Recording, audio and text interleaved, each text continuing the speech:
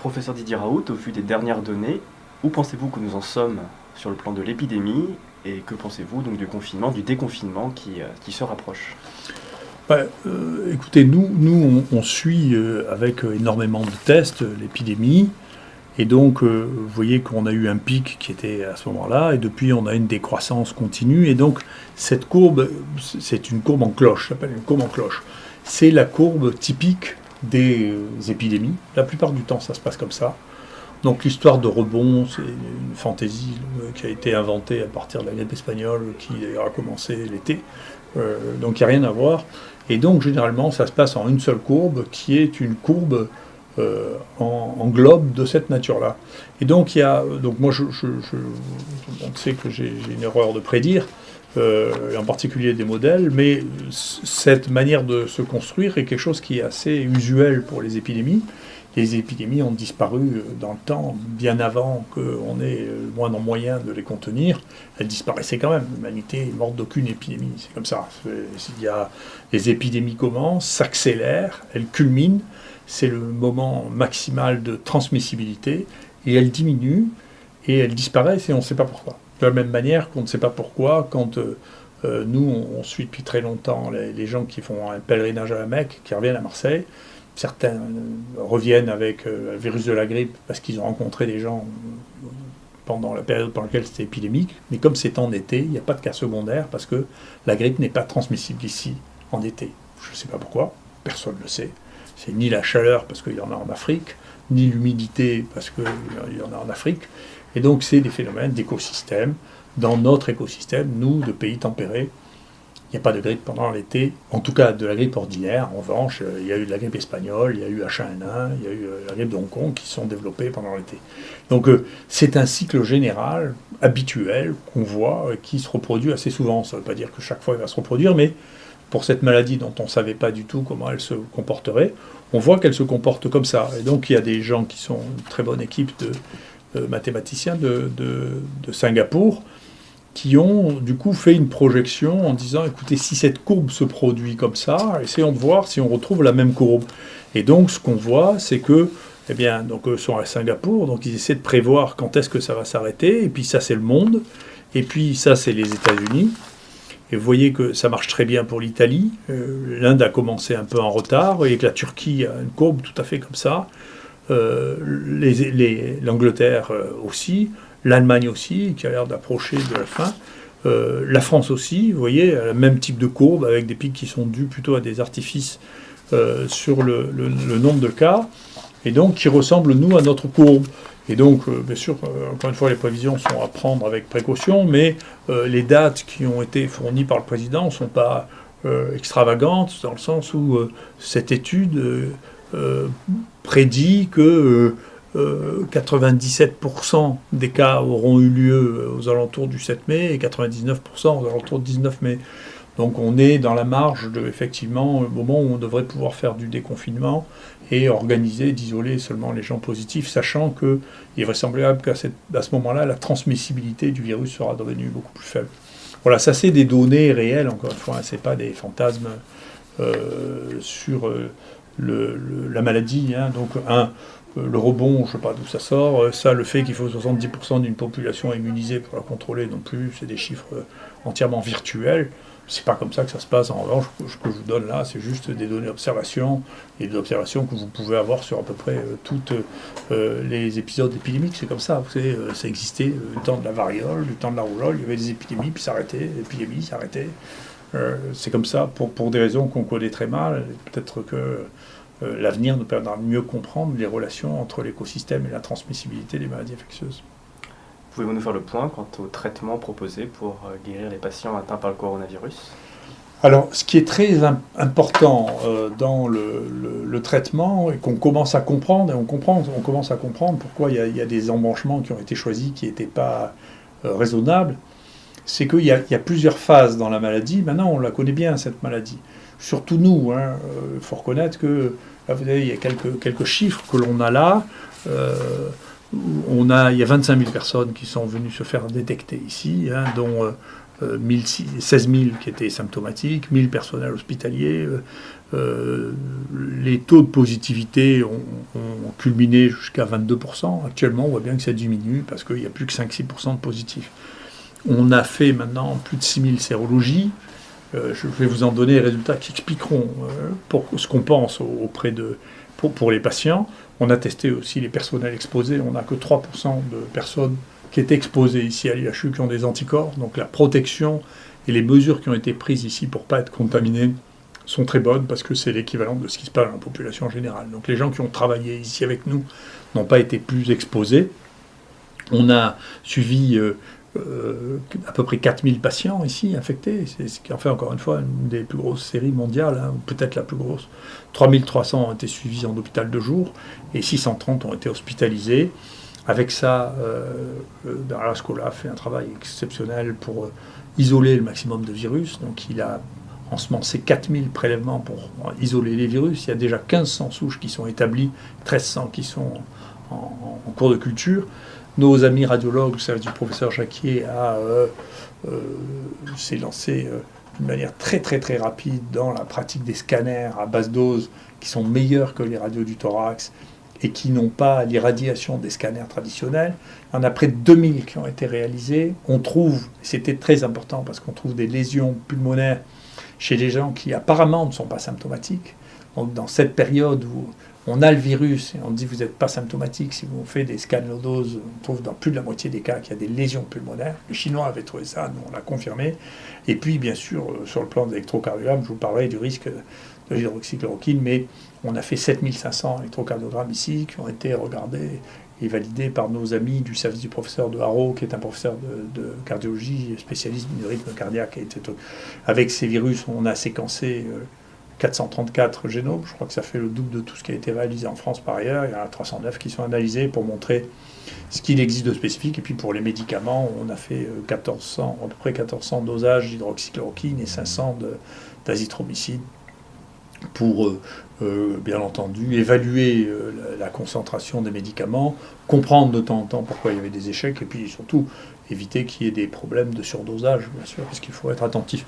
Donc ça nous amène à maintenant réfléchir sur le traitement. Maintenant qu'on sait ça, et en particulier nous, cette expérience considérable que nous avons avec une base de données de 3500 personnes, il y a plusieurs stades à la maladie. Il y a une première période que nous, on a l'habitude d'appeler la période d'incubation, qui est entre le moment où le patient est en contact, attrape le virus, et le moment où il est symptomatique.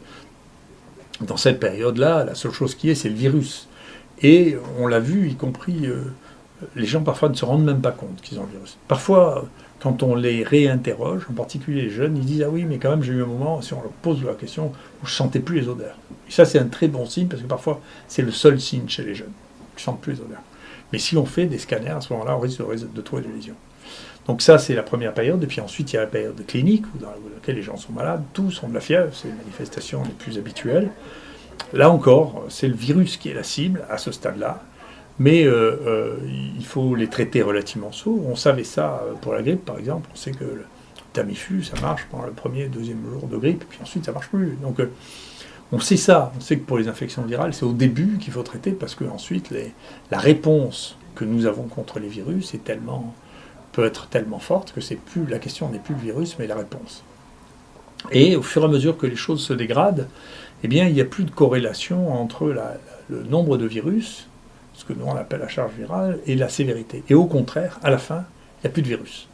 Dans les gens qui sont près de mourir ou qui sont en réanimation, il y a très peu ou plus de virus. Donc il y a une vraie évolution de la maladie, qui est d'abord une maladie virale, ensuite qui devient une maladie où il y a à la fois les virus et la réponse immunitaire, et ensuite c'est plus que la réponse immunitaire qui est un problème. Et puis ultérieurement, même quand ils sont guéris, on a l'impression qu'ils sont guéris, et là, il y a un autre risque encore, qui est celui de fibrose pulmonaire plus tardive, qui fait que les poumons ne marchent plus du tout, alors que on pensait les patients guéris. Et donc, à chaque phase correspond une phase thérapeutique. Donc, pour pouvoir traiter les gens au début, moi je crois, j'ai toujours dit qu'il fallait traiter les gens au début, les détecter, les traiter. Il faut donner des médicaments qui ont une efficacité antivirale et qui ne soient pas toxiques, parce que il y a beaucoup de gens qui sont infectés, et la proportion de ceux qui meurent est très faible. Donc il y aura une mortalité à la fin qui sera de 1 ou 2%, si on prend toute la population des gens malades. Et donc on ne peut pas donner des médicaments toxiques dans une population qui a un risque. Le risque est trop important par rapport aux bénéfices attendus. C'est une des raisons pour lesquelles, d'ailleurs, des médicaments comme le Redemsivir ne peuvent pas être prescrits pour ça, parce que leur toxicité est trop grande. On voit l'étude qui a très vite disparu du site de l'OMS, mais l'étude qui a été prise dans le New England montre que la toxicité, ou les études qu'on connaissait, parce qu'il y a quand même eu des essais avec le Redemsivir contre Ebola, qui ne marchaient pas d'ailleurs, qui montraient bien la toxicité. Donc la toxicité fait qu'on ne peut pas donner ça à une maladie qui au début est bénigne. Donc il n'y a pas de place pour ça. On peut donner des médicaments qui sont anodins par ailleurs. Donc c'est la raison pour laquelle les Chinois aussi, quand ils ont commencé à voir... Écoutez, il y a la première étude qui a été publiée de toutes sur la sensibilité du virus, et les Chinois disaient, il y a d'un côté il y a la chloroquine, de l'autre côté la Redemsivir, on va prendre la chloroquine parce que c'est pas toxique, c'est pas cher et que c'est disponible. Ce qui était un choix qui était raisonnable si on pensait qu'il fallait traiter les gens au début. D'accord ? Donc ensuite, les choses s'aggravent. Quand elles s'aggravent, et là, c'est la réponse immunitaire qui devient importante. Il n'y a plus de virus. Et donc c'est là non plus, il n'y a pas besoin de Redemsivir, il n'y a pas besoin d'antiviraux à ce stade-là, puisque les antiviraux ne marchent plus, il n'y a plus de virus. Le problème, c'est la réponse immunitaire à ce stade-là. Donc il reste une place, probablement, pour l'hydroxychloroquine, qui est un modulateur de l'immunité. C'est comme ça qu'il a été utilisé. Donc pour revenir sur l'utilisation de l'hydroxychloroquine, la chloroquine, c'est des médicaments incroyablement utilisés. Je ne sais même pas comment les médias ont pu devenir fous autour de cette histoire. C'est une vraie folie déconnectée de la réalité. C'est des malades. Il suffisait de s'adresser à n'importe quel médecin pour savoir que le Plaquenil est anodin et qu'on donne ça aux gens. Il s'est vendu en 2019, avant la crise, 1,2 million de boîtes de Plaquenil, ce qui veut dire 36 millions de comprimés de Plaquenil. Personne ne parlait d'accident cardiaque ni de rien, d'où 36 millions. Et d'un coup, il y a des gens qui découvrent que c'est un produit toxique, que c'est épouvantable. Mais c'est complètement délirant. C'est la Bible de médecine. Pour les gens modernes, c'est sur Internet et c'est up-to-date qu'on a sur un abonnement, donc auquel il y a plus grands spécialistes mondiaux. Si vous regardez un torsade de pointe, c'est même pas mentionné les antimalariques. Donc c'est bien possible qu'il y en ait eu quelques-unes. Cela étant, ça représente une importance médicale telle que c'était même pas dans les livres. Et d'un coup, ça devient un truc qui arrive tous les jours. Donc les gens sont devenus fous. Après, tous les arrêts cardiaques, il y a une étude qui vient de montrer 900 000 personnes, les arthrites rhumatoïdes, traitées par le Plaquenil, comparé à un groupe témoin de 350 000 personnes, il n'y a aucun accident cardiaque connu. Donc tout ça, c'est disponible pour les gens qui regardent un peu les données, la littérature, les encyclopédies. Donc comment cette folie-là a pris le monde est quelque chose qui est mystérieux. C'est très étonnant. Toujours est-il que la chloroquine ou l'hydroxychloroquine, il faut faire attention là aussi. Si on en prend à des doses suffisantes, on peut se suicider. Mais c'est pas parce qu'il y a des gens qui donnent des doses extravagantes de ce médicament que le médicament qui a été prescrit depuis des années à des gens qui avaient des polyarthrites rhumatoïdes ou un lupus, c'est un médicament qui brutalement a tourné en 2020 et est devenu un médicament toxique. Tout ça n'est pas sérieux. Ça n'est pas raisonnable. Voilà. Donc, il faut revenir à la raison, c'est un médicament qu'on peut utiliser à condition de respecter les doses. Quant à l'azithromycine, c'est le médicament qui a été le plus prescrit dans toutes les infections respiratoires, y compris celles qui sont virales d'ailleurs, parce qu'il y a souvent des surinfections bactériennes, mais il se trouve que, par chance, ce médicament est particulièrement efficace en association avec l'hydroxychloroquine. Donc nous, maintenant, on a traité plus de 3000 personnes avec ça, donc les choses se passent très bien, on n'a pas d'accident médicamenteux. Et donc, cette folie-là sur l'hydroxychloroquine résulte probablement effectivement du fait qu'il y avait un aiguillage au départ entre chloroquine ou Redemsivir, qui étaient les deux choses proposées par les Chinois.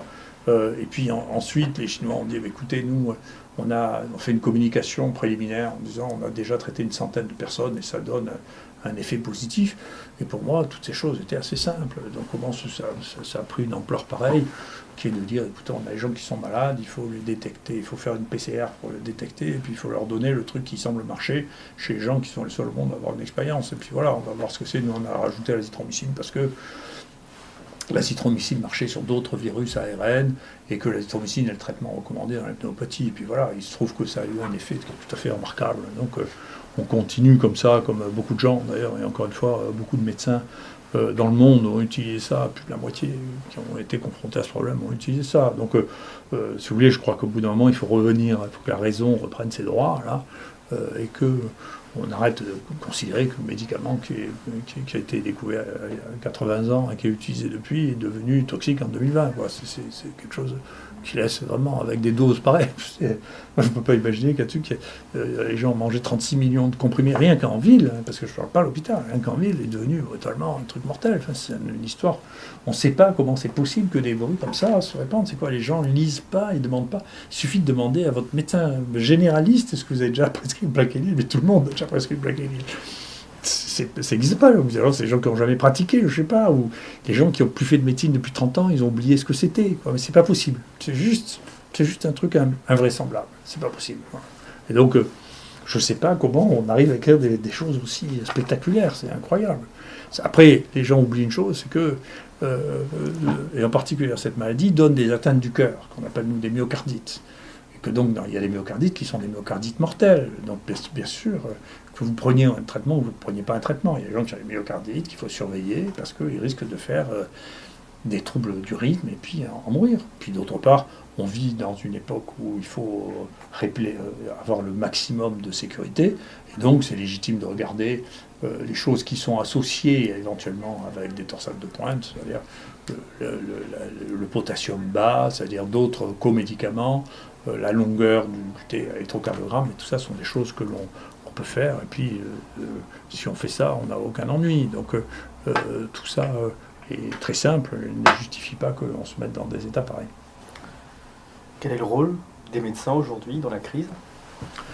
Alors moi j'ai trouvé, si vous voulez, que d'abord les médecins réagissent très bien. Je pense que la plupart des médecins, d'ailleurs, moi je pense que je suis en phase avec la plupart des praticiens qui voient des malades et qui disent écoutez, il faut faire quelque chose. Il y a beaucoup de gens qui réagissent comme ça en disant écoutez, les pneumonies, de manière à l'habitude, on leur donne de l'azithromycine, on leur donne le macrolide parce que les pneumopathies on les traite comme ça. Donc l'idée que on peut laisser les gens jusqu'à ce qu'ils aient une insuffisance respiratoire sans rien leur donner, c'est une idée. La médecine n'a jamais fait ça de toute l'histoire de la médecine. On soigne les gens, on leur donne quelque chose. Au moins déjà pour les rassurer, pour dire qu'on s'occupe d'eux. On ne peut pas dire les gens sont malades, on les laisse dans un lit jusqu'à ce qu'ils n'arrivent plus à respirer, et là ils vont à l'hôpital. Enfin je sais pas, c'est contre toute la pratique médicale depuis Hippocrate, donc on ne peut pas faire ça. On ne peut pas valider ça, c'est pas possible. Et donc les médecins en pratique ils le font, et moi j'ai été très frappé parce que on a une analyse par la CNAM de la prescription de l'azithromycine et de l'hydroxychloroquine. Il ne faut pas croire que c'est une histoire de bataille entre les Parisiens et les Marseillais, parce que ceux qui en consomment le plus c'est les Parisiens. Donc, c'est peut-être les médias parisiens qui sont comme ça, mais les médecins parisiens et les malades parisiens, ils ne sont pas plus fous que les autres. Hein. S'il y a des médicaments, ils veulent les médicaments. Hein. Donc c'est une histoire de médias, je ne sais pas quoi, parisienne, mais c'est pas du tout les Parisiens. Les Parisiens, c'est des humains normaux, quand ils sont malades, ils veulent qu'on les traite, et les médecins, c'est les médecins normaux, quand leurs malades sont malades, ils veulent les traiter. Enfin, c'est des humains, enfin, c'est pas des extraterrestres, les Parisiens, quand même. Et enfin, je ne crois pas. Et enfin, il s'est passé une chose qui est tout à fait remarquable, absolument extraordinaire, c'est la qualité des soins en réanimation. Je ne sais pas comment c'est ailleurs, mais je sais à Marseille c'est comme ça. À Paris, mes amis me disent la même chose. Quand il y a ces formes de détresse respiratoire, en général, la mortalité est supérieure à 20-25%.